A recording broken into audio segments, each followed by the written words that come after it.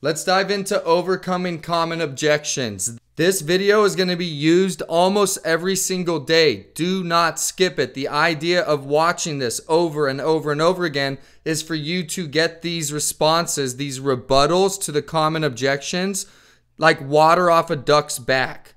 By the end of these 28 days, you're going to be able to fire off all of these rebuttals. Do not skip this video ever if it comes up on one of the daily videos that I release for you. I am intentionally programming them into you because the response is always the same. This is number 4 of the unbreakable fundamentals. It's master common rebuttals. And these need to become second nature for you because you're going to hear them all the time, okay? So let's get into them. This is the objection that if you learn how to master overcoming this, you will sign a ton of cash discount deals. Won't this scare away my customers? Is something that you want to hear. That is a huge buying sign when you're pitching the cash discount program.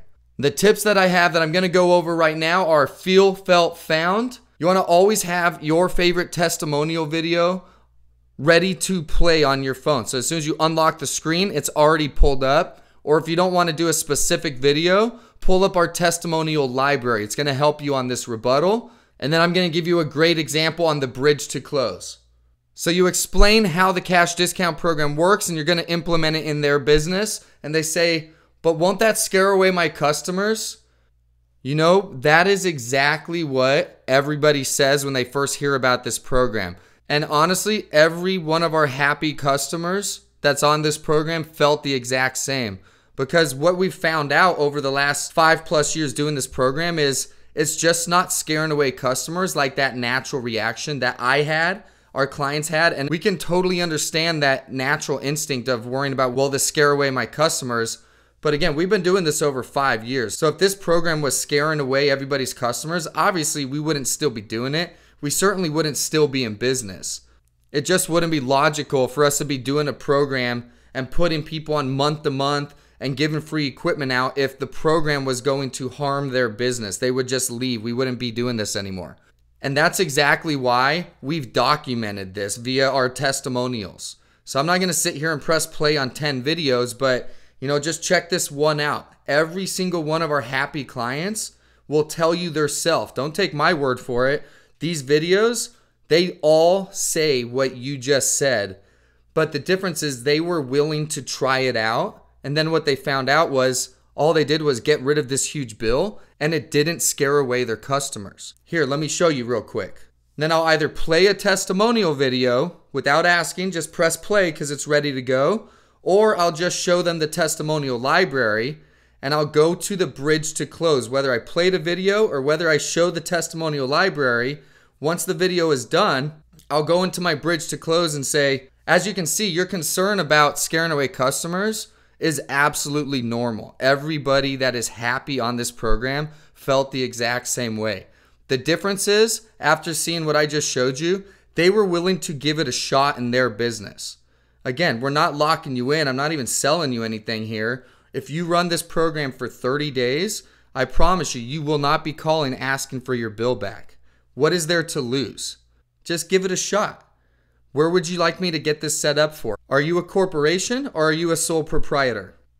Folks, that is the number 1 rebuttal that you need to master. Everybody has this concern. It's not happening. If it was, we would be out of business, okay? Use the testimonials, feel, felt, found, and the bridge to close that I used was how you feel is totally legitimate. That's how all of our happy customers felt, but they were willing to give it a shot. So my bridge to close here is, if you give this 30 days, I promise you, you're not going to be asking for your bill back. Let's get it set up. Are you a corporation or are you a sole proprietor? That's me bridging over to let's do this. Next, when someone says, you guys come in here all the time, my response is going to be, I've never stepped foot in this business, but I think what you mean is you're getting a lot of phone calls and there's a lot of salespeople in the business coming out. Right? I totally get that.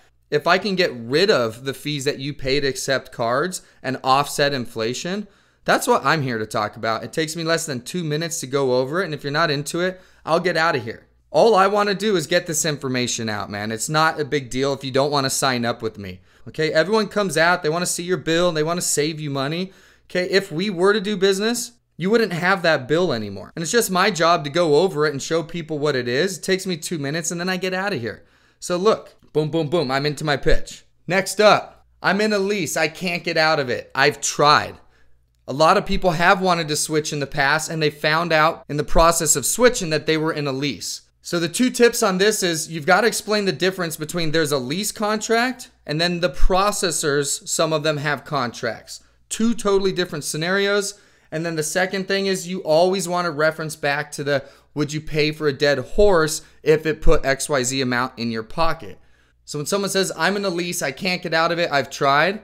First thing I'm going to do is, well, that's awesome. You've already done some of the homework. So in the past, you've tried to switch. Was it because you wanted to save money or because of rates or what? Why did you try in the past?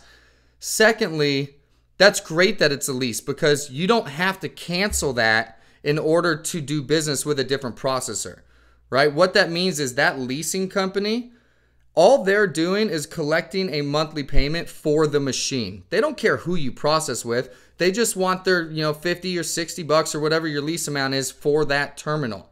How much is your lease, by the way?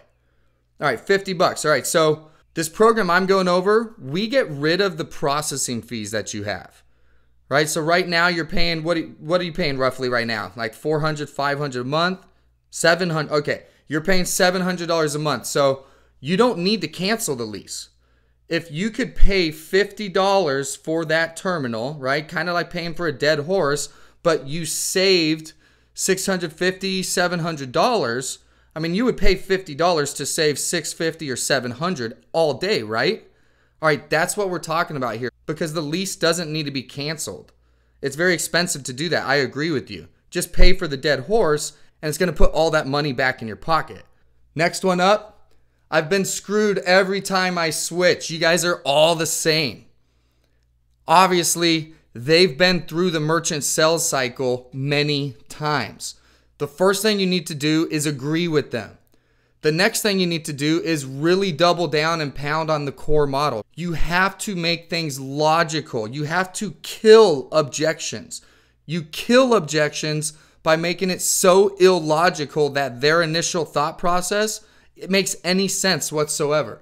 So when someone says, I've been screwed every time I switch, you guys are all the same, or that's what the last person said. I know, it ticks me off too. This industry has been infuriating since I've started it because I can't tell you how many people I run into that have been burned. Just about everybody that's ever dealt with this industry has been screwed. It's really frustrating to continue to hear merchants' stories about how they've been burnt. And then when an honest person comes in the door, all that distrust is gone, man. So I get it, man. You're not going to hurt my feelings. I don't take it personal. I know what industry that I'm in. So the way that our model works, I'll just tell you and then I'll get the heck out of here if you don't want to talk. But our model is designed to alleviate the am I going to get burned phase for merchants because we set it up where we don't do contracts. You don't have to sign a contract. Our merchants are with us because they're happy with us. We also give you free equipment. You don't have to even buy it. You don't have to lease it. You don't have to rent it. We invest in giving you a terminal. And the reason why we do that is because we make money by you staying with us, right? We're not making money by you signing up with us. We actually lose money. We're investing terminals into your business. The only reason we're willing to do that without locking you in is because we make residuals, right? If you do business with us or whoever you're doing business with right now, I don't know if you know this, but every time you swipe a card, that sales rep is making money. So our entire business model is built around we need our clients happy. Not because they're locked in with us, but because they're happy. If you're not happy, our model allows you to just stop processing with us, send our terminal back and close the account out. There's no contract with us. And we wouldn't set our business model up that way if we didn't know for a fact that everyone that's willing to at least give us a shot is going to stick with us forever because they have such a great experience. So I get what you've dealt with in the past. I hear it all day long. It's frustrating. But can you see that if I give you free equipment, don't lock you in, and we make our money by you staying with us, it wouldn't make any sense for us to mislead you. Because if you plug in our machine and we don't deliver exactly what I go over with you here, you're just going to cancel and leave, then we just wasted not only your time, but our time and more importantly, our money. And we're in business to make money. And we're not here to just give terminals out just for people to quit. It's all about the core model, folks. You're going to use it a lot. Next, I need to talk with my wife about this. I hear you, man. People want to talk with their spouses all the time. We get it. We encourage it. So if we want to give her a call, but at the end of the day, what would you ask her? Like, hey, somebody's here. They're going to save us $12,000 a year. Where are we going to go on vacation with that money?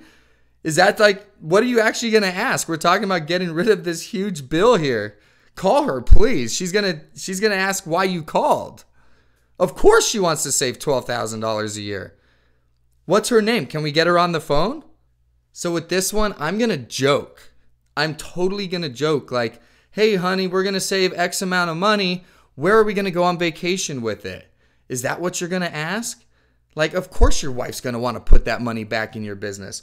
Another one is, if your wife were to call you with a decision that's going to put $7,000 a year back in your business, would she have needed to call you? Or would you have said, of course, let's do that? You have to really bring it down to like no logical person's going to tell you not to do this. That's the idea there. Next, I need to talk with my CPA. Perfect. We love CPAs because they refer us more business than any other industry. CPAs are great. And when you call them and say, hey, there's a plan that's going to get rid of this huge overhead expense that we're paying every year, they love this stuff. What's your CPA's name? Can we get them on the phone? Maybe I can set up a meeting with them as well because I know they typically have more clients and they will refer us to them as well. I want to talk to their CPA. I want to have a meeting with their CPA. Their CPA is going to want to refer other clients over, and I'm going to tell them about our referral program and how they can actually benefit off saving their clients a bunch of money with the cash discount program. So the answer is perfect. Let's get them on the phone. They are the best. They love to refer us all their other clients as well after they tell you to do this. Can we get them on the phone? Next. Can you leave some information? This one you've really got to answer correctly because you can't just say no because then it looks like, what are you hiding? But you can't just say yes because we're creating impulse. We're looking for a yes or no decision today. If you noticed on all of these rebuttals, we're looking to take action today. We're looking to resolve this today. And can I leave some information is definitely a natural response for them to try to delay having to make that decision. Okay, so can you leave some information? Well, I don't really have a lot of information to leave because all I have is this book here and the application. As far as the application, it's my job to go over this right now. If you have questions, obviously, let's go over it. We can comb through this if that's what you need to do. And the reason why I do that is because it's nothing personal towards you or anybody else that wants me to leave information behind, but what most people do is they just take my application, which is going to get rid of your bill, and then they go and they give it to the current provider. You know, and I'm not accusing you of what you're going to do or not do. I've just done this long enough and know that that's typically what happens. And the deal ends up going through, but not through me. And I'm not out here working, you know, for free. I want to help you save money, but if I can do that, obviously I deserve to get paid as well. You know, I'm not feeding my family like that. And I'm in no rush here. What exactly do you want to go over? I can show you everything about the company. We've got customer testimonials. We can go over this app page by page. I've already circled no contract, free terminal, all of that main stuff. What else is there that you would like to look into? And let's look into it. Next, who else is doing this? This comes down to the 4 factors of impulse greed, right? The Jones effect. And if they ever ask who else is doing this, the answer can never be, well, nobody. Okay, that's not going to work. So while you're out there prospecting, if you see any other businesses that are doing the cash discount program or something similar, you need to take notes of those businesses and who they are. Okay, you're not going to say that they're your clients, but easily you can say, well, John's Liquor down the street and ABC Car Lot are already implementing this and they're right down the street without ever claiming that they're your clients. They're just asking who else is doing this program. Always keep the demo apps or the dummy apps where they can see them. So what that means is anytime you sign a deal, I'm going to teach you to have a voided check and that deal right in your sales binder so that when you get to the point and you say, here, let me show you what it looks like, and you go to pull an app out, you're intentionally going to make sure they see those dummy apps as you go to grab a blank one so that you can start showing them. That, without ever saying a word or them ever asking you, shows them other people are doing this. Look, he has signed deals and voided checks right there. Normally that's enough to just stop this objection altogether. It's a great tool, but if you don't have apps, then you need to take note of who else around you is doing it. And if you haven't gathered that data, you always have the gas stations to reference. Reference municipalities. Have you been down to the DMV lately? If you pay with a card, they're charging to do that. Online sites. I don't know if you book movie tickets or sporting events online. They all have some sort of a convenience fee. This program and this law has been taken advantage of all over the place. Okay, so when they ask who else in the area is doing this, your response need to be like, tons of people are doing this. For starters, the gas stations and municipalities. Second of all, here's some dummy apps that let me show you them. I'm not going to spend so much time on them that you can see their personal information, but if you just flick through them and say everybody's doing this, just about every owner that I can actually get in front of that goes through the math and sees what it saves them ends up in my binder. I mean, it just makes sense, right? And if you don't have that, who else is doing this? Well, I don't know if you know John down the street, down at the liquor store. You know, he's already implementing this program. The ABC car lot down the street. So a lot of the neighbors are already getting onto this. And every single one of them that I've talked with plans on keeping it because they don't have a bill anymore. This program's such a no-brainer that anyone that really looks at it ends up doing it because they want to get rid of that overhead. Next, I've never heard of your company. Yeah, no offense, but I hadn't heard of yours either until I walked in the door. That doesn't really mean anything about your business other than, I've just never heard of it before. The largest companies out there and the banks that I know that you've heard of, they're the ones that are doing the leasing. They're the ones that are locking people in. It's the small independent business owners like me and you that typically offer the greatest services. Right? I can show you right here. Pull up Google. We're number 45 on the Inc. 5000 list in 2021, and we just made the list again in 2022. We have a 5-star customer service rating and a testimonial library of merchants that vouch for us.